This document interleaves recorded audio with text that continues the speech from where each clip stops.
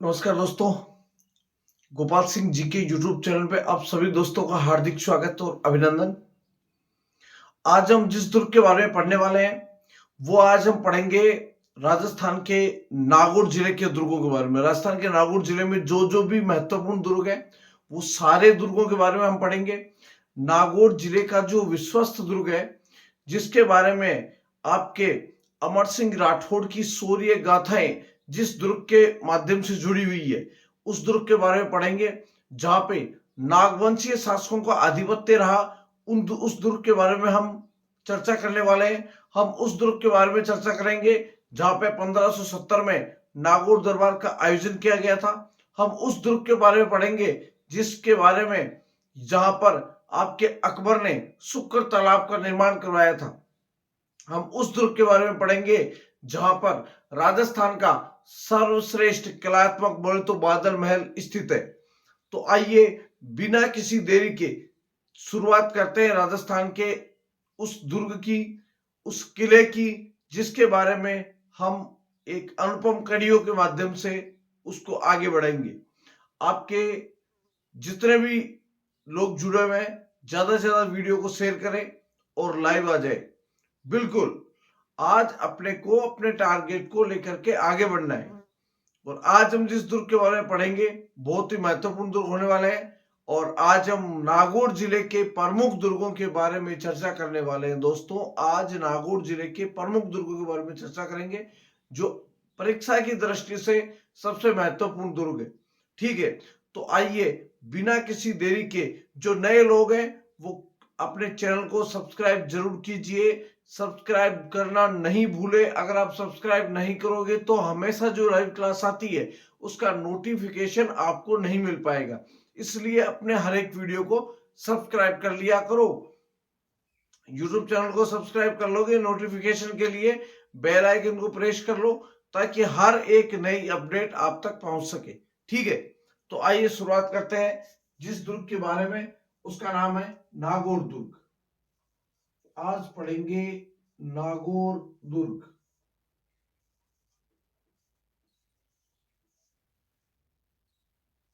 ठीक है, और नागौर दुर्ग कहां पे है? नागौर में। काफी लोग सोच रहे होंगे नागौर दुर्ग लिखा दिया, नागौर लिखा दिया, दुर्ग का नाम ही नहीं लिखवाया। जी हाँ, इस दुर्ग के अगर नाम की बात की जाए तो इसको अहि छत्रपुर दुर्ग के नाम से जाना जाता है। कहा जाता है कि महाभारत काल में जांगल प्रदेश की राजधानी थी अहि छत्रपुर। किस काल में? महाभारत काल में।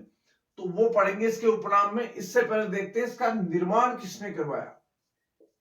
जो अहि छत्रपुर दुर्ग है, इसका निर्माण किसने करवाया? देखो, इसका निर्माण करवाया था पृथ्वीराज, जो अपने सोमेश्वर थे, सॉरी, चौहान शासक थे सोमेश्वर। तो सोमेश्वर जो चौहान शासक थे,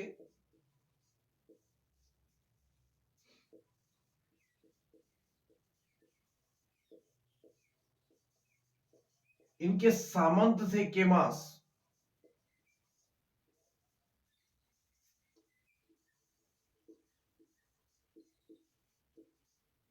तो केमास ने 1154 ईस्वी, बोले तो 12वीं सदी में इस दुर्ग का निर्माण करवाया। चौहान शासक थे सोमेश्वर। इस सोमेश्वर के जो सामंत थे केमास, इस केमास ने 1154 ईस्वी में इस दुर्ग का निर्माण करवाया। यहां पर प्रारंभ में नागवंशियों का शासनकाल रहा है। तो प्रारंभिक शासन किनका रहा था? प्रारंभिक शासन नागौर के ऊपर किनका था?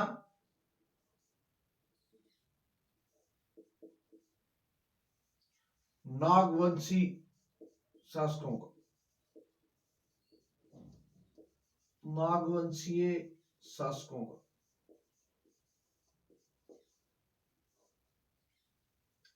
ठीक है, इसके बाद में बात करते हैं ये हो गया इसके निर्माण से संबंधित। किसका निर्माण किसने करवाया? तो सामंत सोमेश्वर जो चौहान शासक थे, इन अजमेर के जो चौहान शासक थे सोमेश्वर, इनके सामंत थे केमास। इन्होंने 1154 ईस्वी बोले तो 12वीं सदी में इस दुर्ग का निर्माण करवाया। प्रारंभिक यहाँ पे जो शासन किया था ये नागवंशी शासकों ने किया था।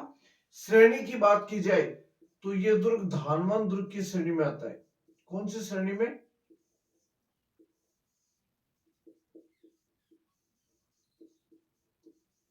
धानवन दुर्ग की श्रेणी में आता है। धानवन दुर्ग कहा जाता है कि यहाँ पे पहले जब ये दुर्ग बना हुआ था इस समय इसके चारों तरफ एक खाई भी थी, इसलिए पहले प्राचीन समय में पारिख दुर्ग की श्रेणी में भी था, लेकिन वर्तमान समय में खाई नहीं है, तो यह दुर्ग धानवन दुर्ग की श्रेणी में आता है। बात की जाए इसके उपनाम की, नागौर जिले में स्थित जो दुर्ग है जिसको बोलते हैं नागौर का दुर्ग, इसके उपनाम की, तो पहला इसका जो प्रसिद्ध उपनाम है वो है अही छत्रपुर दुर्ग। अही छत्रपुर दुर्ग। नागौर का प्राचीन नाम मिलता है अही छत्रपुर। महाभारत काल में बीकानेर के आसपास के क्षेत्र को बोलते थे जांगलधर। ठीक है, तो जांगल प्रदेश की जो राजधानी हुआ करती थी महाभारत काल में वो थी अही छत्रपुर, जो नागौर को बोलते थे, इसलिए इस दुर्ग को क्या बोला जाता है? अही छत्रपुर दुर्ग। इसे नाग दुर्ग, इसके अलावा इसे बोलते हैं नाग दुर्ग, इसे ही बोलते हैं नागपुर दुर्ग। इसे क्या बोलते हैं दोस्तों? नागपुर दुर्ग भी बोलते हैं। इसी को नागाना दुर्ग के नाम से भी जाना जाता है। इसी को बोलते हैं नागाना दुर्ग। क्या बोलते हैं इसको? नागाना दुर्ग। तो निर्माण हो गया, इसकी श्रेणी हो गई, इसके उपनाम हो गए। तो एक बार आप इसका स्क्रीनशॉट लो, इसके बाद में बढ़ते हम आगे। जी हाँ दोस्तों, जल्दी से इसका स्क्रीनशॉट ले लो, इसके बाद में बढ़ते हम इसके आगे।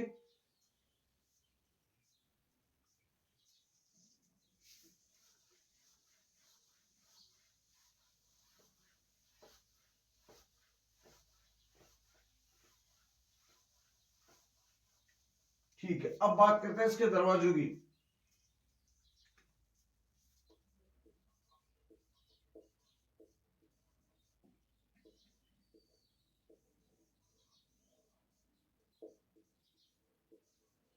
छह दरवाजे हैं इसके।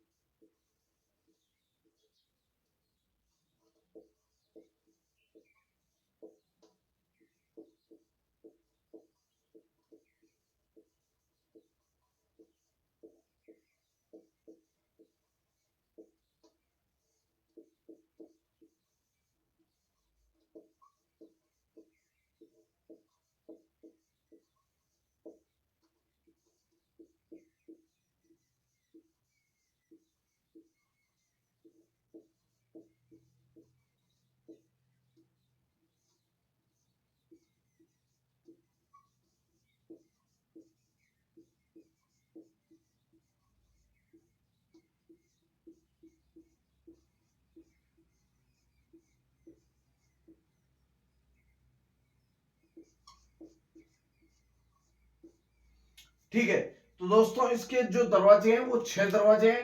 पहला है सराई पोल, इसके बाद में है बीचरी पोल, फिर है कचहरी पोल, इसके बाद में सूरज पोल, फिर है धूपी पोल, इसके बाद में है राज पोल। ठीक है, सिराई पोल इसका प्रथम प्रवेश द्वार है। प्रथम प्रवेश द्वार कौन सी पोल है? सिराई पोल इस दुर्ग का क्या है? प्रथम प्रवेश द्वार माना जाता है। प्रमुख छह दरवाजे हैं। देखो, दरवाजों से संबंधित जितने भी दरवाजे दिए हुए हैं दुर्गों में, आपको उन्हीं दरवाजों को ये नाम याद रखना है मुख्य रूप से। जो दरवाजे किसी और दुर्ग में, जिनके नामकरण किसी और दुर्ग के दरवाजों के साथ में नहीं मिलते, जैसे दो तीन दरवाजे हम पढ़ते हैं, रामपोल हुआ, हनुमान पोल हुआ, गणेश पोल हुआ, ये दरवाजे लगभग लगभग चांदपोल हुआ, सूरजपोल हुआ, ये दरवाजे अत्याधिक दुर्गों के नाम के आगे मिल जाते हैं। लेकिन इसमें जैसे कचहरी पोल, ये कचहरी पोल सिर्फ इसी का है। बीचली पोल ये इसी दुर्ग में है, इसके अलावा किसी दुर्ग में नहीं है। सिराई पोल ये इसी दुर्ग का है, इसलिए पूछ सकता है। धूपी पोल इसी दुर्ग का है, राज पोल इसी दुर्ग का है, सूरज पोल अत्यधिक जगह मिल जाता है। अब जैसे क्वेश्चन कैसे पड़ेगा कि सिराई पोल किस दुर्ग का दरवाजा है, ठीक है, तो इस तरीके से क्वेश्चन आ सकता है, इसलिए हम दरवाजों के बारे में पढ़ते हैं। तो ध्यान रहे, दुर्ग के 6 दरवाजे हैं। पहला है सिराई पोल जो प्रथम प्रवेश द्वार कहलाता है, इसके बाद में है बीचली पोल, फिर है कचहरी पोल, इसके बाद में है सूरज पोल, इसके बाद में है धूपी पोल, इसके बाद में है राज पोल। तो कुल मिलाकर कितने दरवाजे? इसके 6 दरवाजे। तो 6 दरवाजों का एक बार स्क्रीनशॉट लो, इसके बाद में बढ़ते आगे। तो आगे की बात की जाए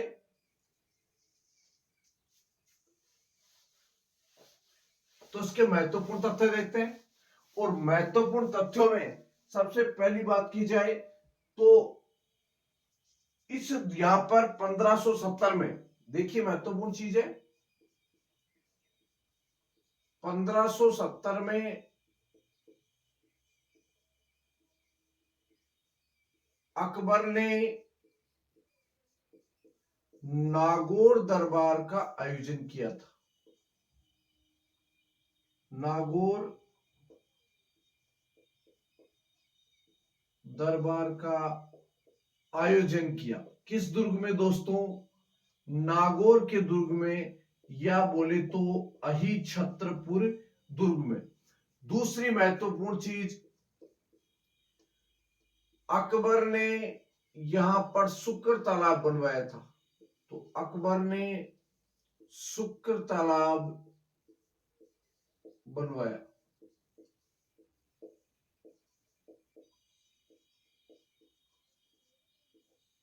ठीक है, ये भी अच्छी चीज है। इसके अलावा सबसे प्यारी और सबसे महत्वपूर्ण चीज, यह दुर्ग काफी बार आया हुआ क्वेश्चन है, तो यह दुर्ग अमर सिंह राठौड़ की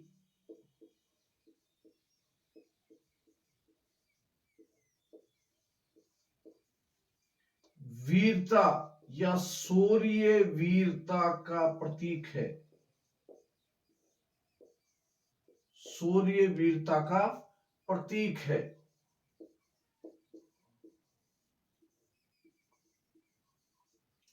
इसके अलावा देखो इसी दुर्ग में बादल महल बना हुआ है। किस दुर्ग में? दर्शनीय स्थलों की बात की जाए तो बादल महल बना हुआ है इस दुर्ग में। और जो नागौर दुर्ग में बादल महल बना हुआ है, ये बादल महल राजस्थान का सबसे कलात्मक बादल महल माना जाता है।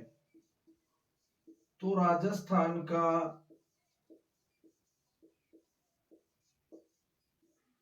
सबसे कलात्मक बादल महल,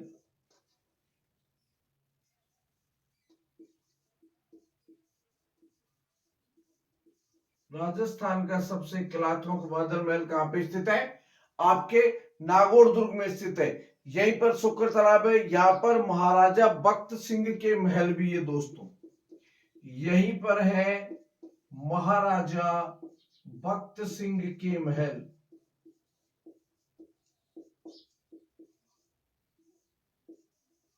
महाराजा बख्त सिंह के महल किस दुर्ग में स्थित है?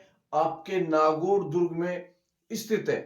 तो देखो ये नागौर दुर्ग के बारे में जो महत्वपूर्ण कड़ियां थी, और सबसे महत्वपूर्ण इस दुर्ग के बारे में जो लाइन कही गई है वो ये कही गई है कि जो नागौर दुर्ग है, इस नागौर दुर्ग का परकोटा, ये इसकी प्राचीर, ये इसकी बुर्ज या दुर्ग इस तरह से बना हुआ है कि नीचे से इस दुर्ग के ऊपर जब वार किया जाता है, जब तोपें चलाई जाती है इस दुर्ग पे, तो इस दुर्ग की बनावट शैली इतनी अच्छी है कि दुर्ग पे आक्रमण जब तोपों के द्वारा किया जाता है तो गोले बिना इस दुर्ग को स्पर्श किए बगैर ऊपर से निकल जाते हैं। मतलब इस दुर्ग का जो निर्माण है वो भारतीय ऐसी वास्तुकला के हिसाब से किया गया है कि इस दुर्ग पे चाहे कितनी ही तोपों के माध्यम से गोले चला लिए जाए, लेकिन इसके द्वारा चलाई तोपों के द्वारा चलाए गए जो गोले हैं वो इस नागौर दुर्ग के महलों को बिना स्पर्श किए हुए ऊपर से निकल जाते हैं। ये इस दुर्ग की सबसे प्यारी विशेषता रही है। तो इस ये पढ़ा हमने नागौर दुर्ग के बारे में। अब हम बात करते हैं नागौर जिले में स्थित अगला दुर्ग, जिसको बोलते हैं कुचामन का दुर्ग। सबसे महत्वपूर्ण दुर्ग है दोस्तों कुचामन का दुर्ग।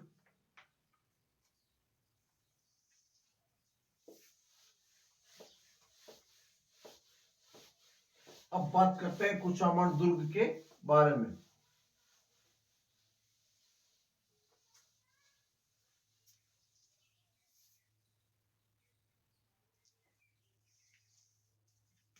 कुचामन दुर्ग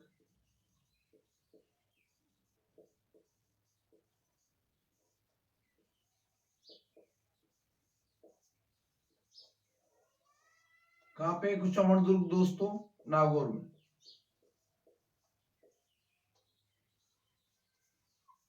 निर्माण की बात की जाए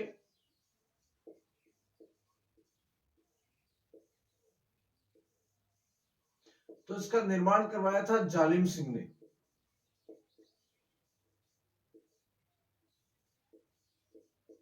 जालिम सिंह ने, ठाकुर जालिम सिंह के द्वारा। किसके आशीर्वाद से?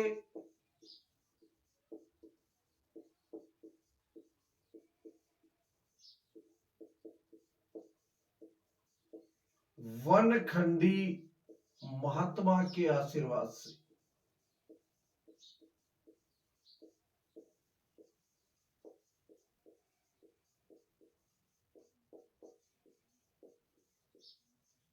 आशीर्वाद से यह दुर्ग है।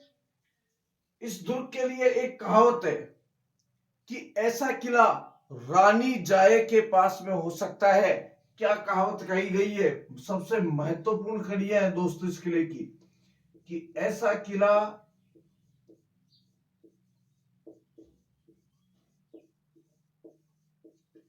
रानी जाए के पास हो सकता है। ऐसा किला रानी जाए के पास हो सकता है।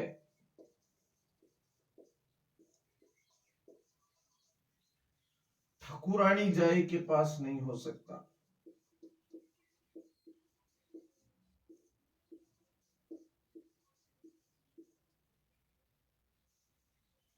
ठाकुरानी जाए के पास नहीं हो सकता।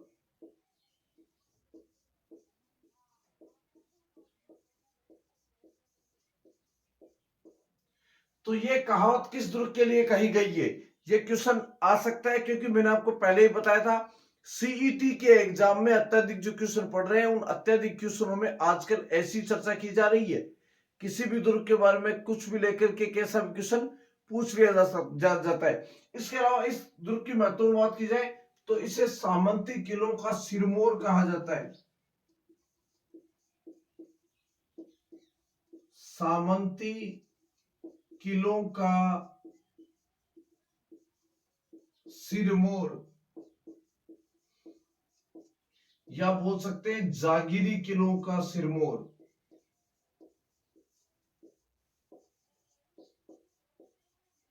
जागीरी किलों का सिरमौर।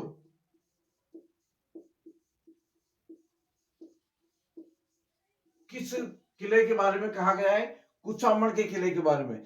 तो वापस से दोहरा रहा हूं, कुचामन किले का जो निर्माण करवाया गया कुचामन का दुर्ग है वो नागौर जिले में। देखो सामंतों के द्वारा या जागीरदारों के द्वारा बनाए गए किलों में सर्वश्रेष्ठ होने के कारण इसे सामंती किलों का सिरमौर या जागीरी किलों का सिरमौर कहा जाता है।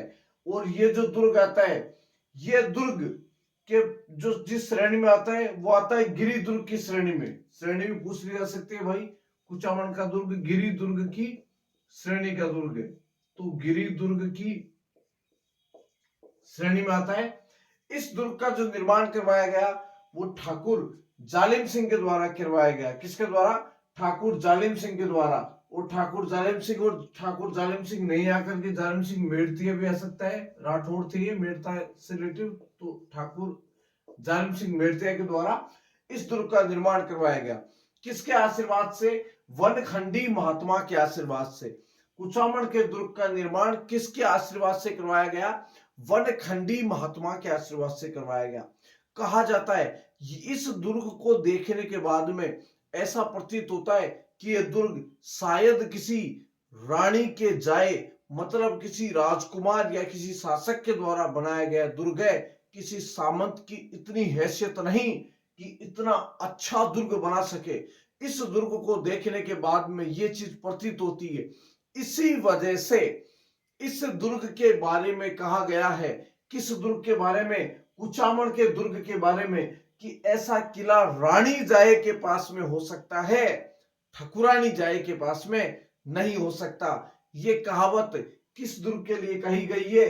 तो ये कहावत कही गई है आपके कुचामन के दुर्ग के लिए। तो ये आपके नागौर का दूसरा दुर्ग। इसके बाद में छोटे मोटे दुर्ग है, उनके बारे में थोड़ा सा एक बार इसका आप स्क्रीनशॉट लो, थोड़ा सा बता देता हूं, फिर आपके नागौर जिले के प्रमुख दुर्ग हो जाएंगे।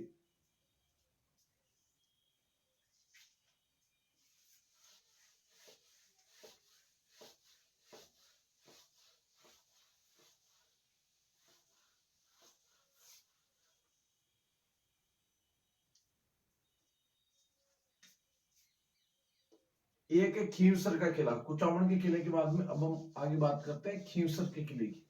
ठीक है, तो अगला किला है खींवसर का किला।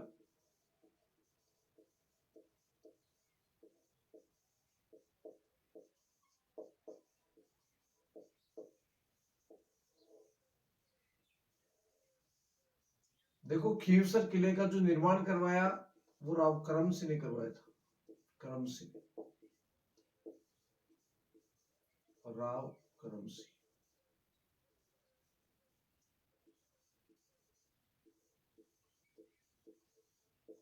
ठीक है, खींवसर के किले का निर्माण किसने करवाया था? राव करम सिंह ने करवाया था। ठीक है, जो खींवसर का किला है ये भी आपके नागौर में पड़ता है। खींवसर का किला नागौर में पड़ता है। खींवसर का जो किला है इसके बारे में एक ध्यान रखना, यहाँ पर शाहजहां ने शरण दी थी, एक रात्रि ठहराव किया था यहाँ पर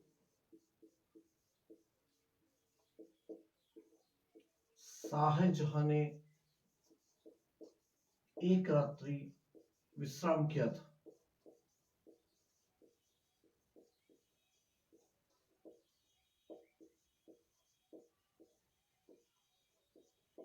ठीक है, तो यहाँ पे शाहजहां ने एक रात्रि विश्राम किया था। इसके अलावा एक आपके नागौर में राजा का किला, ध्यान रखना, राजा का किला ये पड़ता है आपके नावा में। बस, राजा का किला नावा, यहां तक आपको ध्यान रखना है। चार दुर्गों के बारे में पढ़ा है। खींवसर का दुर्ग पलिया नागौर जिले में स्थित है। छोटे मोटे दुर्गों के बारे में नाम पूछ सकता है, जैसे आपके राजा का किला है तो पूछ सकता है कि राजा का किला किस जिले में स्थित है, तो नागौर जिले में अवस्थित है।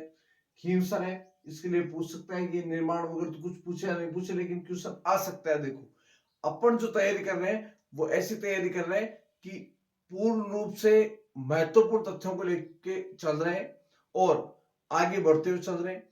आपको इतना सा ध्यान रखना है, जो आपकी पढ़ाई है उसको निरंतरता रखनी है, पढ़ाई में कोई त्रुटि नहीं होनी चाहिए। क्लास लेने के लिए रोजाना लाइव आ जाया करो। और आगे की बात की जाए तो आगे हम महत्वपूर्ण दुर्ग और बचे हैं उनके बारे में पढ़ेंगे, लेकिन जब बड़े बड़े दुर्ग एक एक साथ चलते हैं तो आपका भी थोड़ा सा माइंड अपसेट होता है। इसलिए आज स्पेशल तरीके से नागौर के दुर्गों को हमने लिया है पढ़ने के लिए, ताकि आपको आज थोड़ा से रिलीफ महसूस हो और आप कुछ बड़े दुर्गों के साथ में कुछ छोटे दुर्गों को भी इन्वॉल्व कर सको। ठीक है, तो आज का हमारा जो सेशन था वो आपको कैसा लगा कमेंट में जरूर करके बताइए। और जैसे ही वीडियो अपलोड हो जाता है इसको आप शेयर कर दिया करो, अपने ज्यादा से ज्यादा दोस्तों को बताओ, आप जो आपके साथ में तैयारी कर रहे हैं उनके साथ में आप जुड़ो और उनके साथ में आप शेयर करो, ताकि उनको भी पढ़ने में आसानी हो सके। हमारा ध्येय आपको सिलेक्शन तक लेके जाने का है। तो इसी के साथ साथ आज की क्लास का समापन करते हैं यहीं पे। जय हिंद, जय भारत।